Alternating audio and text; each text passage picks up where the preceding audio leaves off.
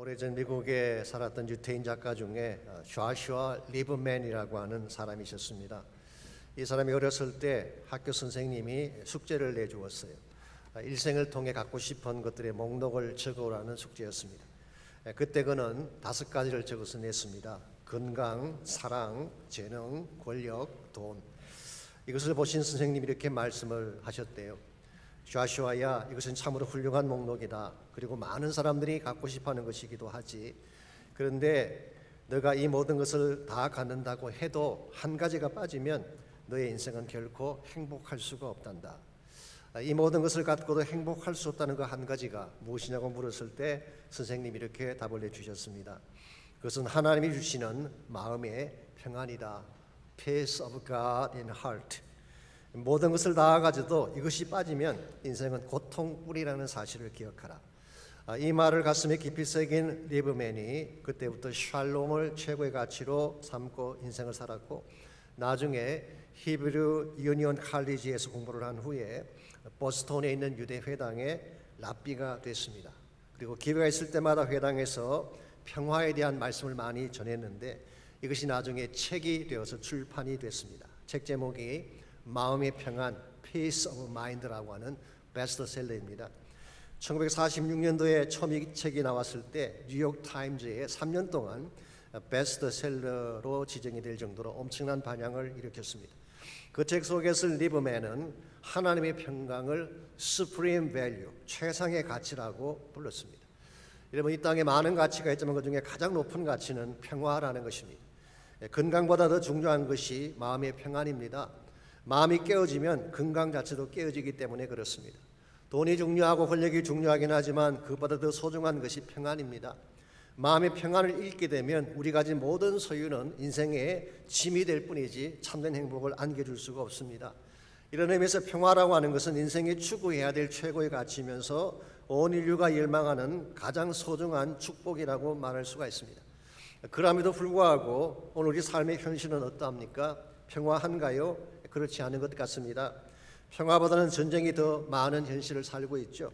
화목하기보다는 다툼과 분쟁이 더 많은 것이 인류 역사의 현주소라고 할 수가 있습니다. 에르엘 듀란트가 쓴 책에 보게 되면요, 지난 3,400년 동안 세계 역사 속에서 전쟁이 없이 평화로웠던 날이 불과 286년밖에 안 된다고 했습니다. 지구전 역사의 91.6%가 전쟁으로 이루어져 있다, 그런 뜻이에요. 지난 100년 동안만 하더라도 전쟁과 혁명으로 죽은 사람들의 숫자가 9억 명이나 된다고 하니 인류 역사가 이끌어온 자치가 피변에 나는 전쟁터인 것을 부인할 수가 없습니다. 근데 이와 같은 전쟁의 역사는 오늘 우리 삶 속에도 들어와서 그대로 이어지고 있습니다. 겉으로 보기에는 평안해 보이지만 삶을 가만히 들여다보게 되면 많은 전쟁들이 벌어지고 있습니다.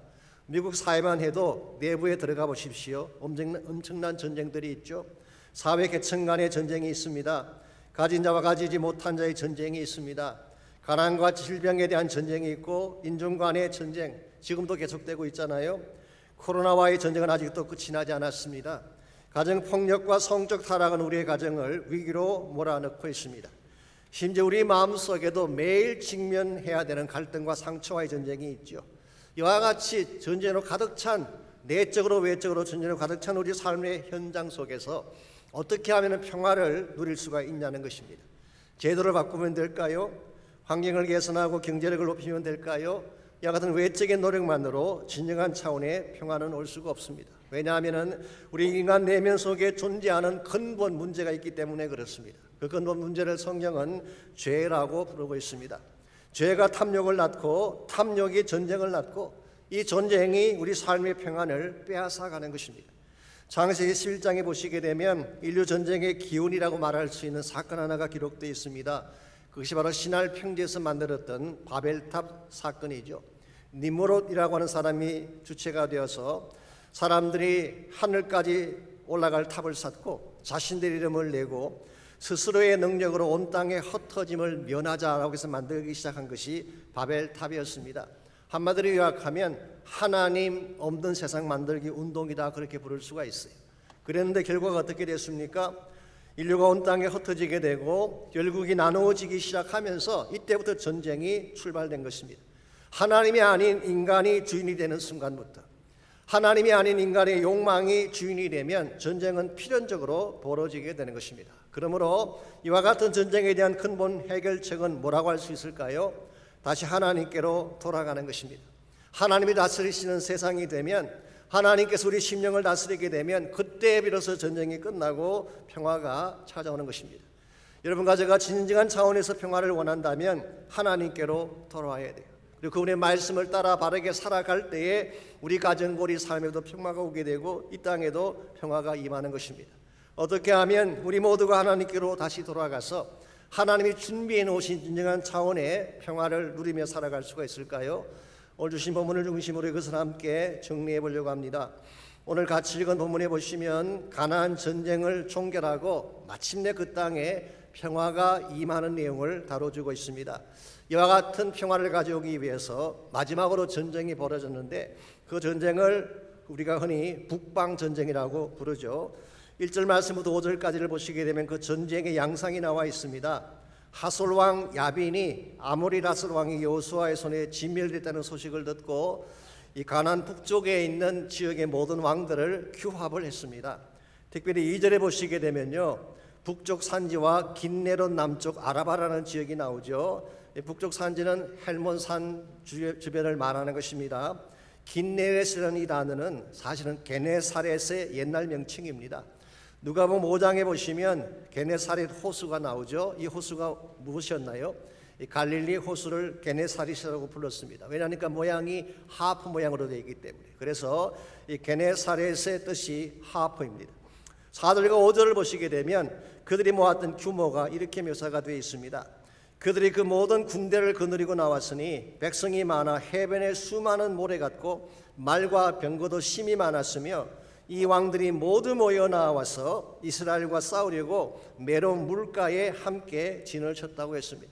지금까지 볼 수 없었던 엄청난 규모의 병사들과 병거가 준비되어진 것입니다. 이와 같은 상황에서 6절을 보시면은 이번에도 하나님께서 개입을 하시죠. 여호와께서 여호수아에게 이르시되 그들로 말미암아 두려워하지 말라. 내일 이맘때에 내가 그들을 이스라엘 앞에 넘겨주어 몰살시킬 것이라 말씀하셨어요. 전쟁이 일어났지만 엄청난 규모의 적군들이 진을 쳤지만 하나님께서 개입하셔서 두려워하지 말라, 내가 이기게 하겠다. 그리고 실제로 8절에 보시면은 이스라엘이 그들을 격파하고 추격해서 다 진멸을 시키게 되죠.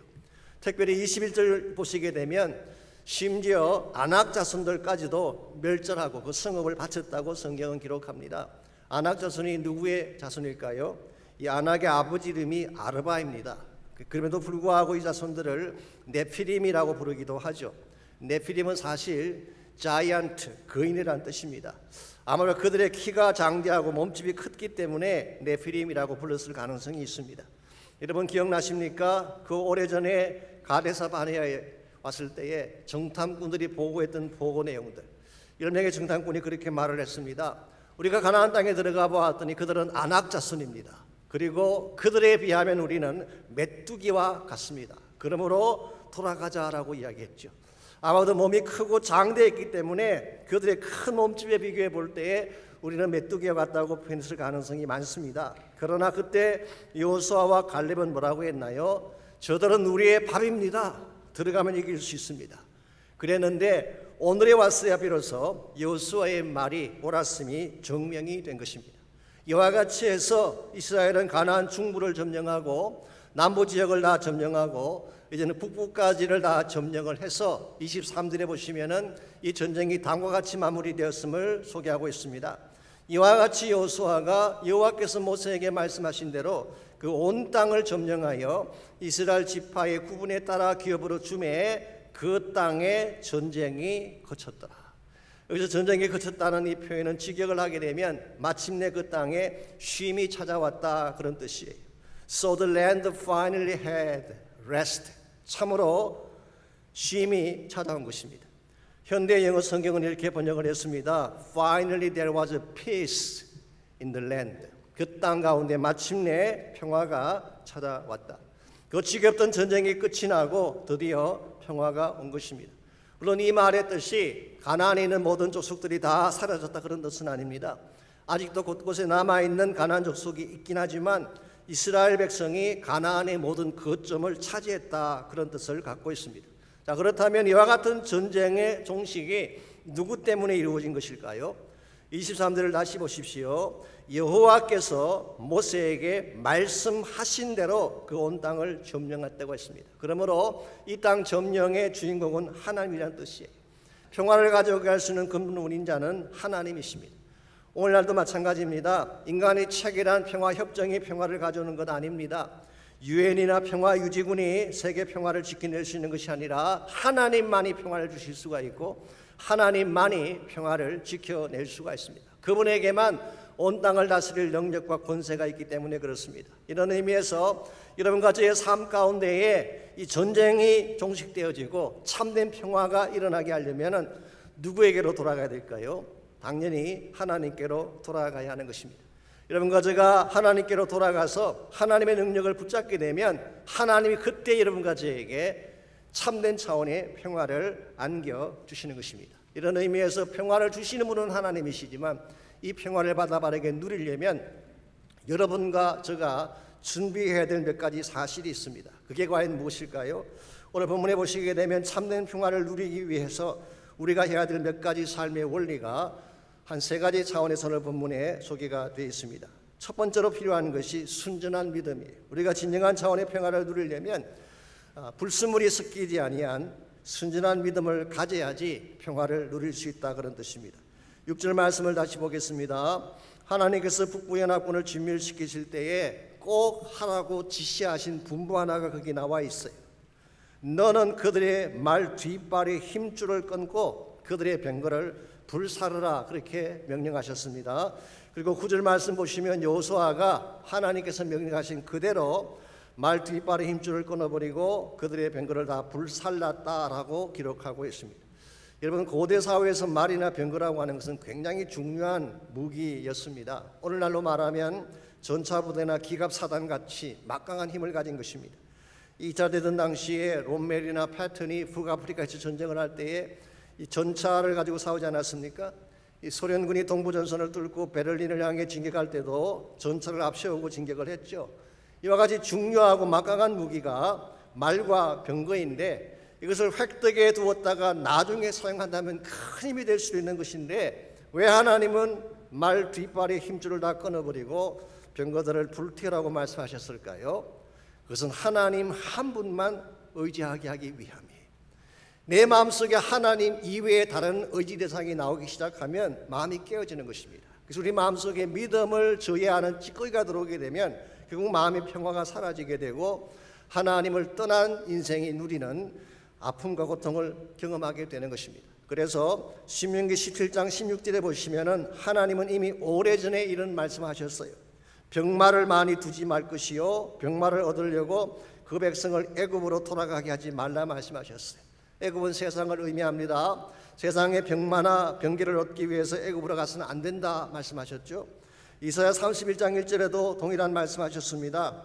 도움을 구하려 애굽으로 내려가는 자들은 화 있을진저 그들은 말을 의지하며 병거의 많음과 마병의 심히 강함을 의지하고 이스라엘의 거룩하신 이를 앙모하지 아니하며 여호와를 구하지 아니한다고 했어요. 애굽을 의지하게 되면 하나님 구하지 않게 된다는 뜻입니다. 여러분이 세상의 병거를 의지하게 되면 하나님을 향한 믿음이 식어질 수밖에 없는 것입니다. 그래서 다윗은 시편 20편 7절에서 다음과 같이 선포를 했습니다. 어떤 사람은 병거, 어떤 사람은 말을 의지하나 우리는 여호와 우리 하나님의 이름을 자랑하리로다. 참 다윗스럽지 않습니까? 세상 사람들이 무엇을 의지하건 나는 하나님의 이름만 붙잡겠다는 거예요. 사실 이것이 세상을 이기는 믿음이고 이와 같은 믿음이 분명할 때 우리 삶 속에 평화가 임하는 것입니다. 사실 우리 마음속에 평안을 깨뜨리는 근본 이유는 세상 근심과 찌꺼기 때문이에요. 유대인들의 컨셉에 의하면 평화라고 하는 것은 wholeness 혹은 completeness, 온전함을 의미한다고 합니다. 어떤 분은 이 평화를 고요한 상태, 이 tranquility라는 단어를 쓰기도 해요. 예를 들어서 마치 깨끗하고 투명한 호수 같은 상태를 평화라고 이야기하는 것입니다. 바람도 없고 빗방울 하나 떨어지지 않는 그런 상태. 그때 수면을 들여다보게 되면 속이 다 들여다보이죠. 이와 같은 것을 평화라고 부른 것입니다. 근데 만일 그 호수 위에 돌멩이 하나가 던져지면 어떻게 될까요? 수면이 깨어지면서 이 파문이 번져가기 시작할 거예요. 우리 마음도 동일하다는 것입니다. 고요한 평화로운 그 마음 속에 돌멩이가 던져지면, 이 돌멩이가 바로 세상의 근심입니다. 이 돌멩이가 바로 염려와 두려움이라고 하는 것입니다. 이것이 던져지게 되면 우리 마음의 평안이 깨어지게 되고 그때부터 갈등이 오기 시작하는 것입니다.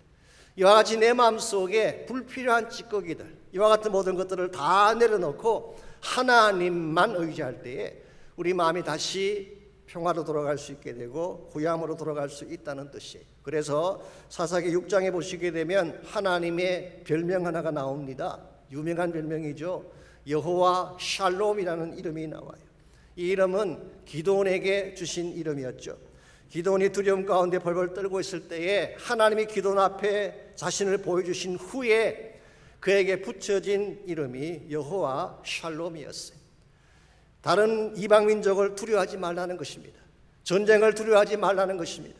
열방이 어떻게 공격해 오더라도 두려워하지 말고 나만 의지하게 되면 내가 주는 샬롬이 있다. 이게 여호와 샬롬이에요. 오늘 여러분과 저의 삶 가운데도 여호와 샬롬이 필요합니다. 세상에 주는 평안이 아니라 여호와께서 주시는 샬롬, 이게 분명하려면 참된 믿음을 가져야 된다는 뜻입니다. 키라이프 미니스트리로 유명한 스티브 브라운이라는 목사님이 계십니다. 리폼드 신학교에서 설교학 교수도 하셨고 이 방송 설교자로도 유명하신 분이죠. 그분이 쓰신 글에 보게 되면 이런 일화 하나가 나옵니다. 2차 대전 당시 독일군 비행기가 거의 매일 밤 영국 런던을 폭격을 했죠. 그래서 이 폭격이 일어나게 되면 런던 시내 대다수의 사람들은 공포 때문에 밤잠을 이루지를 못했습니다. 그렇지 않겠습니까? 폭탄이 떨어진다 잠을 잘 수가 있겠어요. 그랬는데요, 딱 한 사람 편안히 잠을 자는 할머님이 계셨대요. 이분은 그냥 밤만 되면 푹 주무시는 것입니다. 그래서 비결을 물었어요. 어떻게 당신은 그렇게 폭탄이 떨어지는 가운데도 불구하고 잠을 잘 수가 있습니까? 그때 이렇게 답을 하셨습니다. 저는 매일 밤 기도를 하고 잠자리에 들어갑니다. 그러면 항상 하나님이 저에게 내가 깨어서 지켜주마 그렇게 말씀하신대요. 그러면서 이렇게 반문을 하셨습니다. 사실 둘 다 깨어있을 필요는 없지 않겠습니까? 참 재미있는 표현 아닌가요? 내가 하나님께 기도하면 하나님이 지켜주신다고 하셨는데 그러면 하나님이 지켜주시면 됐지 나까지 깨어서 밤새 뒤척일 필요가 있냐는 거예요. 사실 이게 믿음입니다. 하나님이 나를 보호해 주신다, 하나님이 나를 지켜주신다는 것을 믿고 그저 어린아이처럼 잠자는 상태, 이걸 평화라고 말하는 것입니다. 오늘 여러분께서 깨어서 밤에 잠을 자지 않고 뒤척인다고 해서 문제가 풀리던가요? 어려운 문제들이 사라지던가요? 그렇지 않습니다.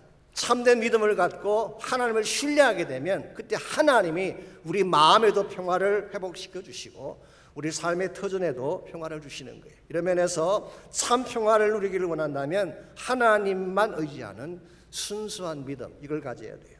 두 번째로 참된 평화를 누리려면 대가를 지불해야 됩니다. 이 대가의 지불이 반드시 있어야지 평화가 오는 것입니다.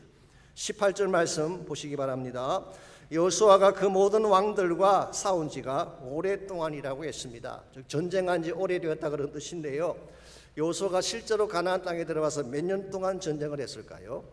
성경에는 물론 그 숫자가 나오지 않습니다. 그럴지라도 우리 14장을 참고해 보게 되면 그 숫자를 어느 정도는 계산할 수가 있어요. 이 갈렙의 고백 속에 이런 말이 나옵니다. 14장 7절에 보시게 되면 갈렙이 가데스 바네에서 정탐을 할 때 자기 나이가 40세였다고 밝혔어요. 그랬는데 가나안 전쟁이 끝나고 땅을 분배할 때가 됐을 때에 자신의 나이가 85세라고 했습니다. 자, 그렇다면 가데사 바네아 이후에 몇 년의 시간이 흐른 것일까요? 85에서 40을 빼면 45년이 나오죠. 그러므로 가데사 바네아 이후로 가나안 땅을 정복할 때까지 기간이 45년간이 나옵니다. 자, 여기에서 가데스 바네아 이후에 이스라엘 백성이 38년 동안 광야를 헤맸습니다. 그래서 가나안 땅에 들어오기 전에 38년을 헤맸기 때문에 45에서 38을 빼면 몇 년이 나옵니까? 7년이 나오죠. 이 7년의 기간이 그들이 광야 생활을 마치고 가나안 땅에 들어와서 정복 전쟁이 끝날 때까지 기간이에요. 7년 동안 싸운 거예요. 우리가 성경을 보게 되면 그저 며칠 만에 끝난 전쟁처럼 보이지만 실제로는 7년이라는 긴 세월 동안 전쟁만 한 것입니다. 자, 그렇다면 7년 동안 몇 번이나 전투를 했을까요? 이것도 역시 물론 알 수는 없습니다만은 12장을 보시게 되면 이스라엘이 전투를 해서 쳐 죽였던 왕들의 리스트가 다 나와 있어요. 먼저 12장 2절과 4절에 보게 되면 이스라엘 백성이 요단 동편에서 전쟁을 했을 때에 2명의 왕을 쳐 죽였어요. 그 중에 하나가 시혼이라고 하는 아모리 족속의 왕이 시혼이라는 왕이었고, 또 한 사람은 바산 왕 옥이라고 하는 왕이었습니다. 그래서 가나안 동쪽 전쟁에서 2명을 죽였습니다. 그 다음에 12장 7절에서 24절까지를 보면 이제 동쪽을 건너와서 요단강을 건너와서 요단 서편 전쟁에서 쳐 죽였던 왕들 명단이 쭉 나와 있어요. 몇 명이나 될까요? 12장 24절을 보시면요, 하나는 디르사 왕이라 모두 31왕이었다고 기록이 되어 있습니다. 그러니까 요단강 동편에서 2명, 요단강 서편에서 31명, 합이 몇 명인가요? 33명이죠. 33명. 그러니까 최소한 33명의 왕을 쳐주게 되니까 얼마나 많은 전쟁을 해야 될까요? 아무리 안 해도 20분 내지 25분 이상은 전쟁을 해야 하는 것입니다. 이와 같이 7년 동안에 걸쳐서 수없이 많은 왕들을 대상으로 전쟁을 한 결과 비로소 주어지게 된 것이 평화였다는 것입니다. 여러분, 평화라고 하는 것은 그냥 뚝 떨어지는 게 아니에요. 누군가가 희생을 해야 되고 누군가가 피를 흘려야지 평화가 주어지게 되는 것입니다. 비근한 예로 6.25 전쟁이 일어나지 않았습니까? 근데 갑자기 하늘에서 평화가 떨어졌나요? 그렇지 않습니다. 엄청나게 많은 사람들이 피를 흘렸어요. 제가 통계 자료를 찾아봤더니요, 한국 군인만 13만 7천 명이 사망을 했고 부상자가 45만 명이 넘었다고 합니다. 미군이 3만 3천 명 사망을 했고 부상자와 포로를 합하면 10만 명이 넘었다고 해요. 사실 엄청난 대가를 치르고 비로소 주어진 것이 오늘 우리가 누리고 있는 평화가 된 것입니다. 요즘 젊은 사람들이 그걸 잘 모르시는 것 같아요. 왜냐하면 태어날 때부터 평화했기 때문에. 그들 마음속에는 평화는 당연한 것입니다. 그러나 그들이 당연하게 여기는 그 평화를 위해서 얼마나 많은 사람들이 피를 흘리고 희생을 했냐는 것입니다. 여러분, 대가 지불이 없이는 평화가 주어질 수가 없습니다. 성경 말씀 보시게 되면 하나님께서 여러분 가족에게 평화를 주시기 위해서도 엄청난 대가를 지불하셨어요. 그 대가가 누구인가요? 독자 예수 그리스도였습니다. 하나님과 인간이 원수관계가 됐습니다. 인간과 인간 사이가 나누어지게 되고 원수가 되었어요. 그런데 이와 같이 원수된 담을 허물기 위해서 예수님께서 십자가를 지셨다고 성경은 말하고 있습니다. 하나님은 엄청난 대가를 지불하고 여러분과 저에게 평화를 안겨주셨다면, 여러분과 저가 이 땅 가운데서 평화를 만들어 가려면 당연히 대가를 지불해야 되지 않겠습니까? 예를 들어서 세상의 죄악에 대해서는 싸워야 됩니다. 죄를 용납하고 묵과하면서 진정한 평화 지킬 수 없어요. 여러분, 세상의 악한 것에 대해서는 싸워야지 평화가 주어지는 것입니다. 반면에 나의 권리에 대해서는 양보하고 희생을 해야지 평화가 주어지는 것입니다. 예를 들어 가정에 평화가 오기를 원한다면 하고 싶은 말 다 하면 안 돼요. 참아야 돼요. 목구멍까지 올라오더라도 참아야 돼요. 나의 입장, 나의 주장 다 이야기하면서 평화할 수 있을까요? 평화할 수 없습니다. 그러므로 상대를 존중하고 상대를 위해 나를 버릴 수 있을 때 비로소 가정의 평화가 오는 거예요. 혹시 아실지 모르겠지만 지난 7월 7일입니다. 지미 카터 대통령 부부가 결혼 75주년 축하 잔치를 했다고 합니다. 미국 역대 대통령 중에서 최장기 결혼 기록이라고 합니다. 여러분, 이거 쉽지 않습니다. 75주년 결혼 기념하려면요, 첫째로 결혼을 일찍 해야 돼요. 저는 이미 늦었어요. 아무리 오래 살아도 제가 75주년 하기가 쉽지 않습니다. 두 번째는 부부가 다 장수해야 됩니다. 지미 카터가 96세이고 로잘린 여사가 93세라고 합니다. 근데 두 가지 플러스 또 한 가지 중요한 요소가 있는데요. 그것은 바로 지미 카터가 결혼 70주년 때 이미 했던 말입니다. 상대를 소중히 여기고 나를 내려놓아야 된다. 상대를 소중한 존재로 여기고 나를 피우지 아니하면 참 평화가 올 수 없다, 그런 뜻이. 그래서 지미 카터가 평소에 자주 하는 말이 이것이라고 하네요. 나는 그동안 대통령도 되어보고 노벨상도 받아보았지만 그건 로잘린의 남편이 된 것에 비하면 아무것도 아니다. 감동이 오지 않나요? 막 밑을 긋고 외우고 싶지 않습니까? 내가 많은 것을 내보았지만, 많은 걸 누려보았지만 로잘린의 남편 된 것에 비하면 아무것도 아니다. 이렇게 이야기하면 야, 로잘린이 얼마나 잘생겼으면 잘났으면 저렇게 말하나 할지 모르지만 사실 꼭 잘나서 그런 것이 아닙니다. 로잘린이든 메리든 엘리자베스는 상관없어요. 사랑하면 존귀한 존재가 되는 것입니다. 제가 해봐서 알아요. 사랑하면 상대가 존중하게 되는 것입니다. 여러분께서 상대가 어떠하든지 상관하지 아니하고 정말 사랑함으로 소중히 여김으로 나를 내려놓기 시작하면 문제가 떠나가기 시작합니다. 갈등이 회복되기 시작을 해요. 오늘 여러분의 가정에 참된 차원의 평화가 오기를 정말 원한다면 여러분이 무엇을 포기해야 될지를 생각해 보셔야 돼요. 심각하게 생각해 보셔야 돼요. 그래서 정말 나를 낮추고 나를 비워내므로써 가정이 화목하고 평화로워지게 된다면 이것보다 더 귀한 축복이 어디 있겠어요. 이런 면에서 진정한 차원의 평화가 이 땅에 오기를 원한다면 나를 비우는 연습하셔야 돼요. 내가 무엇을 지불해야 될까 이 사실을 염두에 둘 때에 여러분 마음에도 평화가 오지만 가정과 사회에도 평화가 오는 것입니다. 이와 같이 우리가 참된 평화를 누리려면 1차적으로는 순전한 믿음, 불순물이 섞이지 않은 믿음을 가져야지 평화를 할 수가 있습니다. 두 번째는 사랑의 대가를 지불할 때 평화가 주어지는 것입니다. 마지막 세 번째로 참된 평화를 누리려면 은혜의 수용이 필요합니다. 하나님께서 평화를 위해 준비해 놓으신 은혜가 있어요. 이 은혜를 여러분이 액셉트 할 때에 그 평화의 축복이 우리의 소유가 되는 것입니다. 19절 말씀 보겠습니다. 하나님께서는 가나안 족속을 진멸할 것을 명령을 하셨는데요. 그럼에도 불구하고 진멸되지 아니한 사람들이 있었던 것 같습니다. 그들이 누구일까요? 19절입니다. 기브온 주민 히위 족속 외에는 이스라엘 자손과 화친한 성읍이 하나도 없고 이스라엘 자손이 싸워서 다 점령하였다고 했어요. 하나님께서 이스라엘 군인들을 통해서 가나안 땅에 있는 모든 자들을 다 점령하게 하고 진멸을 시켰는데요. 딱 한 가지 익셉션이 있대. 그 익셉션이 기브온 주민인 히위 족속이었다. 그들이 살아남았던 이유는 이스라엘과 화친을 했기 때문이라고 설명하고 있습니다. 물론 기브온 사람들이 속임수로 화친을 한 것은 잘못한 거예요. 그건 절대로 추천할 수가 없습니다. 그러나 하나님이 어떤 분인지를 인식을 하고 하나님과 대적하면 이길 수 없다는 사실을 알고 하나님 앞에 항복을 한 것은 잘한 것입니다. 사실 좀 더 좋은 케이스가 있긴 하죠. 가나안 족속 중에 기브온 사람들 외에도 또 죽지 않았던 한 가족이 있습니다. 그 가족이 누구인지 기억나세요? 기생 라합의 가족이었죠.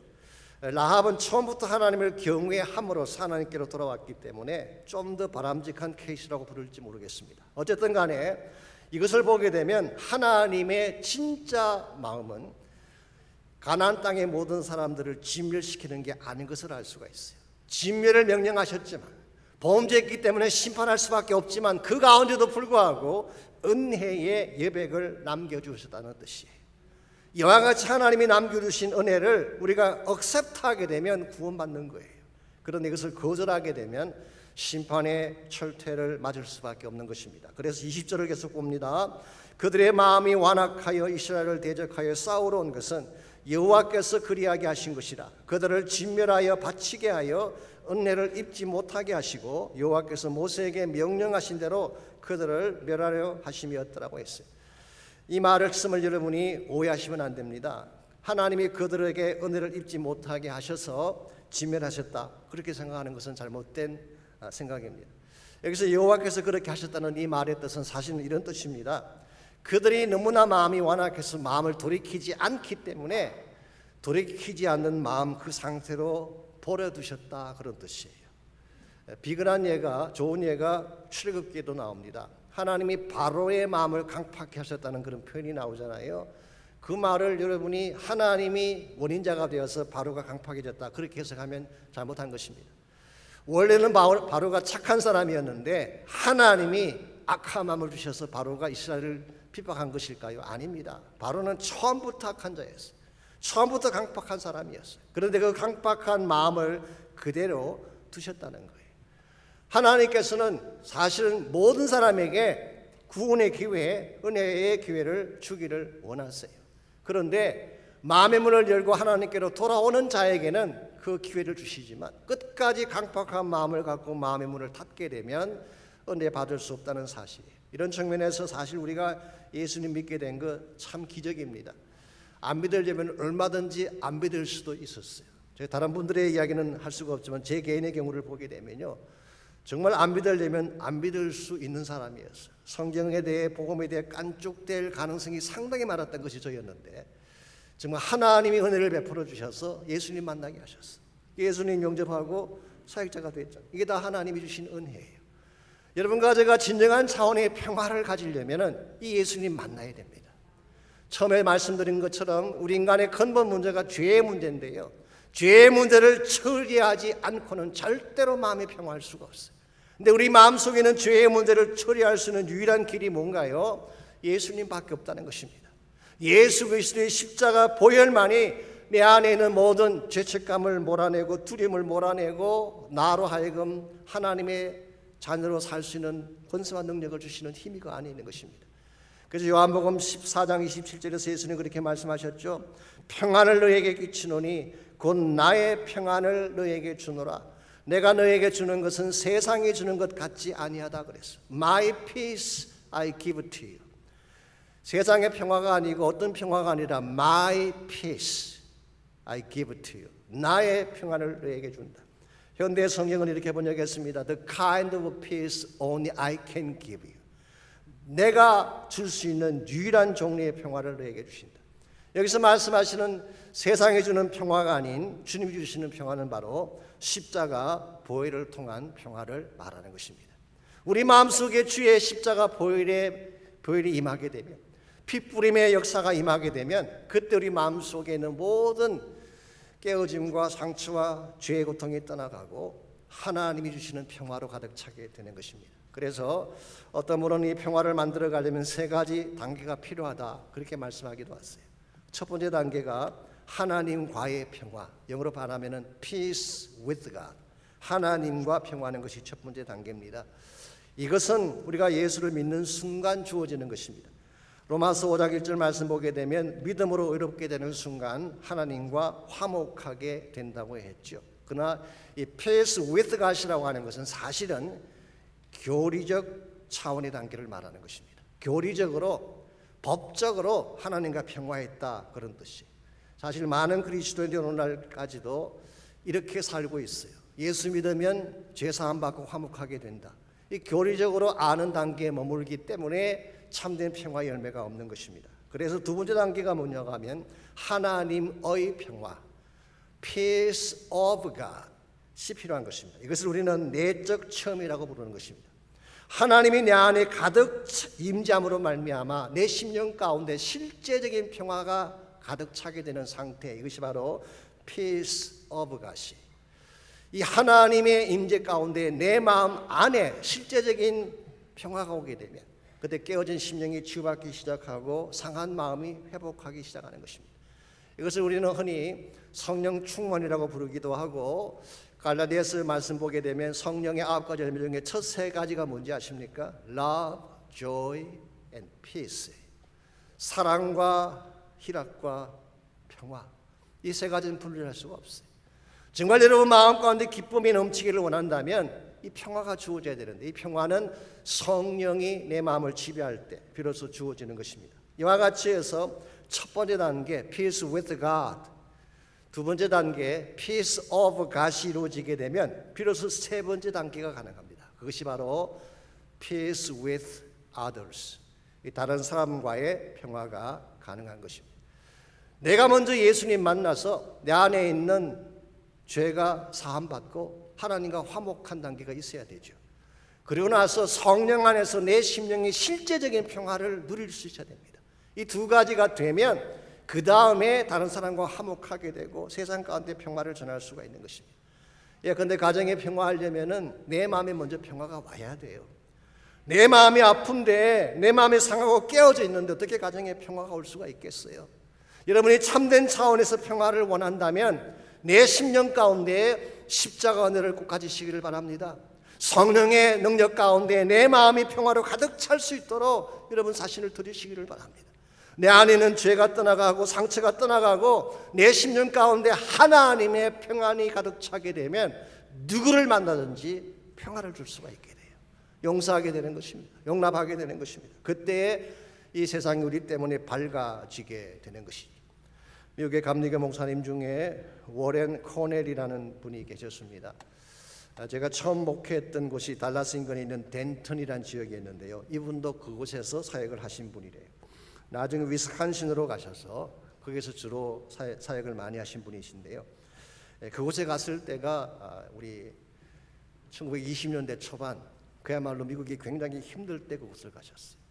직장을 잃은 사람들이 부지기수였습니다. 경제적 패닉 상태에 빠져서 고통하는 사람, 밤마다 잠을 자지 못한 채 신음하는 사람들이 많았던 곳이 그곳이었대요.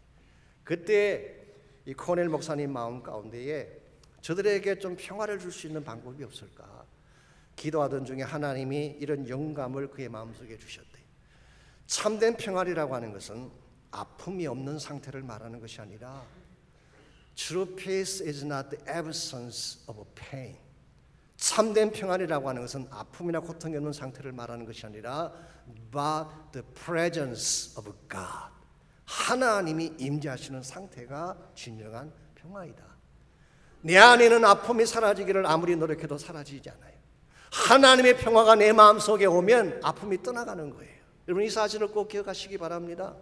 나의 노력, 나의 애씀으로 밤잠 자지 않고 고민한다고 평화가 사라지지 않습니다. 하나님이 내 안에 임하셔서 하나님의 평화를 나에게 안겨주시면 아픔이 떠나가는 거예요. 고통이 떠나가는 거예요. 그리고 세상에 줄 수 있는 평화 가운데 거하게 되는 거예요. 이 사실을 깨닫게 된 이 목사님이, 워렌 코넬 목사님이 본인이 받았던 영감을 중심으로 한 편의 시를 적어 내려가기 시작했습니다. 그 찬양시가 오늘 여러분과 제가 부르는 찬송가 412장이 된 것입니다. 제가 영어로 된 가사를 잠깐만 번역을 좀 해드리자면 이런 내용입니다. 오늘 밤 내 영혼의 깊은 곳에서 시편보다 더 아름다운 멜로디가 흘러나오고 있습니다. 하늘의 곡조가 내 마음을 감싸니 내 영혼에 무한한 고요가 임합니다. Peace, peace, wonderful peace. 평화, 평화, 신비로운 평화. Coming down from the Father above. 위에 계신 아버지께서 나에게 부어주시는 참된 평화. 사람들은 이렇게 기록이 되어 있습니다. I'm resting tonight in this wonderful peace. 이 아름다운 신비로운 평화 속에 오늘 밤 저는 잠을 잘 수가 있습니다. Resting sweetly in Jesus' control. 예수님의 지배하에 달콤하고 스윗한 잠을 이룰 수가 있습니다. 이게 하나님만이 주실 수 있는 평화예요. 여러분 가운데도 고통 가진 분이 계실 것입니다. 깨어지고 상한 마음으로 우시는 분이 계실지 모르겠어요. 밤새 신음하며 밤잠을 이루지 못할 정도로 여러분을 괴롭히는 어려움 가운데 참도 계실지 모르겠어요. 여러분에게 필요한 것은 세상 평화가 아닙니다. 환경의 변화가 아니라 내 심령 가운데 임하는 하나님의 평화예요. 이 평화를 구하시기 바랍니다. 이 평화가 이 시간 나의 심령 가운데 임재하시도록 기도하시기 바랍니다. 내 힘으로 도저히 감당할 수 없는 페인과 고통, 주의 평화가 임할 때 사라지기 시작할 것입니다. 그럼 우리 지금 함께 기도하기를 원하는데요. 깨어지고 나의 상한 심령 가운데에 주님 임재하시도록 기도하십시오. 그리고 세상에 줄 수 없는 평화, 완전한 평화를 내 가슴 속에 심어주셔서 기뻐하게 하시고 찬양하게 하시고 참된 은혜 가운데 살 수 있게 달라고 기도하시기를 바랍니다. 여러분 또한 기도할 때에 여러분 이 땅은 지금 다툼과 분쟁으로 갈라져 있지 않습니까? 우리 안에 임한 이 평화로 말미암아 우리 때문에 이 세상이 밝아지게 하시고 우리 가정과 우리 커뮤니티와 이 땅의 평화가 임할 수 있도록 기도하시기를 바랍니다. 서로 찌르고 다투고 공격하는 이 시대 가운데에 정말 예수의 평화를 아는 여러분과 제가 평화의 사자가 되어서 이 땅을 아름답게 변화시켜 나갈 수 있도록 헌신하며 기도하시기를 바랍니다. 우리 다 같이 한 목소리를 합심해서 평화가 임하도록 주님께서 임재하셔서 나의 마음속에 평화를 주시도록 우리 함께 기도하겠습니다.